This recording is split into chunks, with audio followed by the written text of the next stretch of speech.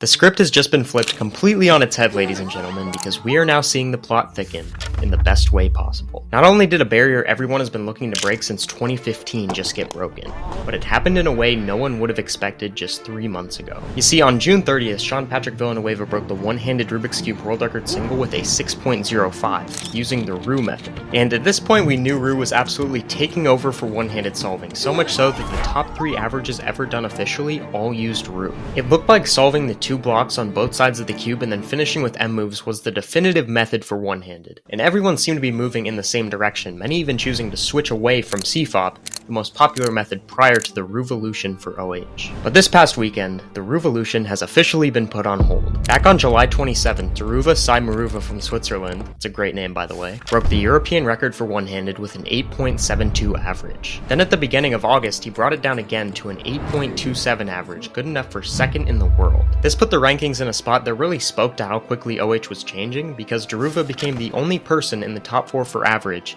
who doesn't use Roux. He actually uses CFOP, and not only did he get an 8.27 average with CFOP, but directly after that, at his next competition, he got an 8.46 average. He probably has the fastest one-handed turning in the world right now, often hitting over 8 TPS, which is absolutely wild and somehow humanly possible. And he did all this with one of the most interesting solving styles I've ever seen, I'll just put it that way. It was becoming incredibly clear that not only is CFOP still alive in the midst of the Rouvolution, but that the world record could very well soon be taken by someone who uses the method. And this past weekend, that idea reached its breaking point with something we have been waiting on ever since Felix Zemdegs broke the sub-7 barrier in 2015. The world's first one-handed Rubik's Cube solve under 6 seconds, Dhruva Sai Meruva's 5.66 with 7 rotations. This is absolute madness, and what else can I say but that the Rouvolution has officially begun.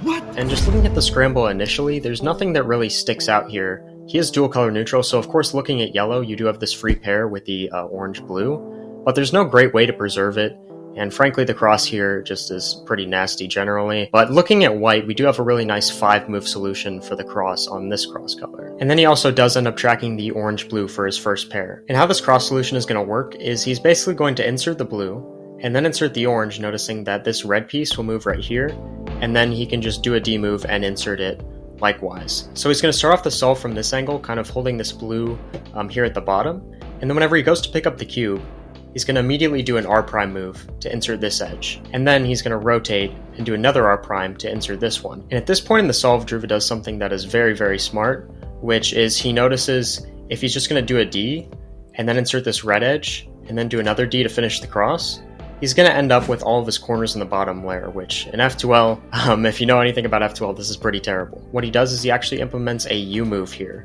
And what that does is basically whenever he does the D move and then rotates to insert the final cross edge, he's going to have this case, which is much, much nicer, and he can actually solve that one into the back with R and U moves, which of course is the goal for one-handed. And he's also of course solved a back slot, which is very, very nice for look ahead. And we're going to go straight into this orange-green pair. So this solution here is just pretty standard, rotating and then taking out the edge. So this is a 3-mover, and then we can just rotate back and insert.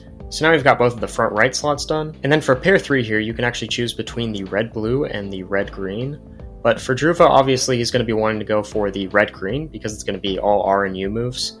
You know, just in OH generally, you're going to want to be doing that first. So he again sets these two up into a 3-mover. And it is important to note that on his U2s, he likes to do something called an Aido, which is basically like this. It appears either my fingers aren't long enough or my cube is just not loose enough. But yeah, he ends up doing a U2 with one finger. But I don't believe Sean Patrick Villanueva did that in his 605, which I broke down about a month ago.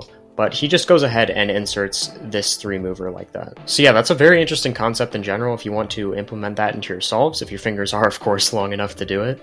And then here he's just going to be spamming R and U moves, and then he arrives at this last layer, which if you can tell already, this is in fact going to be a Fatsoon into a PLL skip with no AUF. And the wildest part about this solve is that it is 48 moves in 5.66 seconds, which means it's just around 8.5 TPS. Dhruva does average like 7.5 to 8 TPS on every solve he does, at least from what I can tell. But what's so shocking about this one in particular in relation to the TPS is that it's not full step, and it's a PLL skip with no AUF. Which means that throughout the F12, he's basically still just turning at 8.5 DPS, which is decently unheard of for OH, especially considering most people are using Roux now at the highest level. This solve was done at nearly the same TPS as Yu Shangdu's 347 world record from 2018. I mean, most people can't even turn this fast with 2 hands. And on top of this, Dhruva again gets away with 7 rotations, which is absolutely wild to me. It's an almost entirely R and U move solution. That's a huge reason why he manages to turn so fast in the first place.